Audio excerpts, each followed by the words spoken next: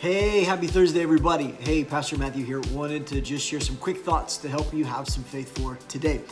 Proverbs chapter 23. It's kind of I don't know, it's a little bit different of a proverb, right? It's several different thoughts or sayings kind of right in a row, kind of grouping in categories, but there's kind of one big theme. And that theme really has to do with what I call soul cravings, these cravings that we have in our soul. Let me read you just a short section here. Proverbs 23 verse 17 through verse 19 says this: "Don't let your heart envy sinners, but always be zealous for the fear of the Lord," or for that respect and awe and reverence of the Lord. Always be zealous for that. "There is surely a future hope for you, and your hope will not be cut off." In other words, you're not going to lose hope. You're not going to have things cut out of your life if you are zealous for the Lord. "Listen, my son, and be wise, and set your heart on the right path," it says. All through this chapter, you see the writer talk about the dangers and the woes of drunkenness, of overeating and gluttony. He talks about the woes of being power hungry and trying to grab a hold of significance for power, for riches and wealth. And he lists even adultery or lust in our heart. He talks about.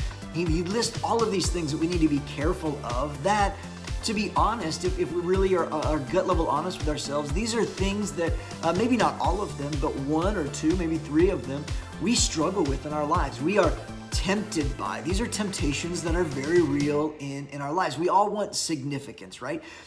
I know for me, I have a tendency to not be good at watching what I eat. I just want to eat because I want to eat, right? Well, that's kind of right there. It falls into that category, right?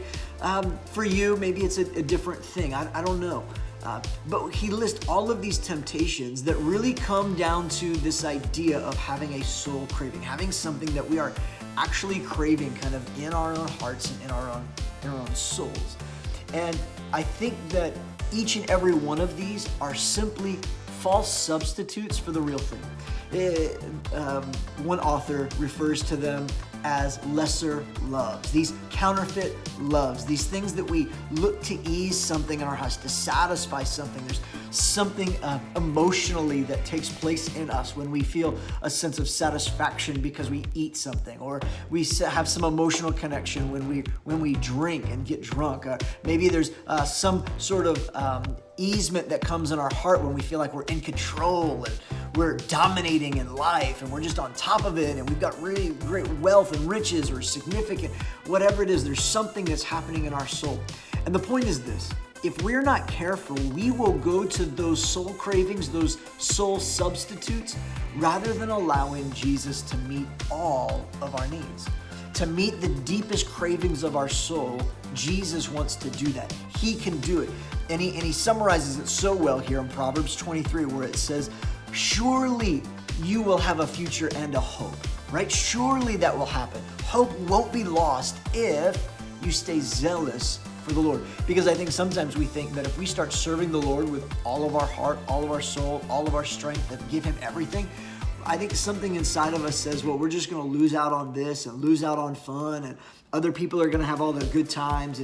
And I don't believe that to be true. I believe following Jesus is the most fun and most satisfying thing we could do with our lives.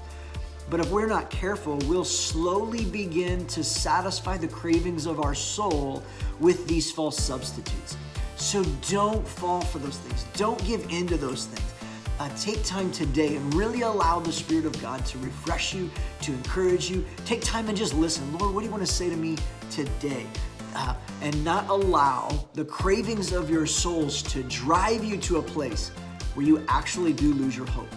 Because if we can have proper perspective when it comes to the Lord, I believe hope will remain intact and we'll find ourselves satisfied in our souls.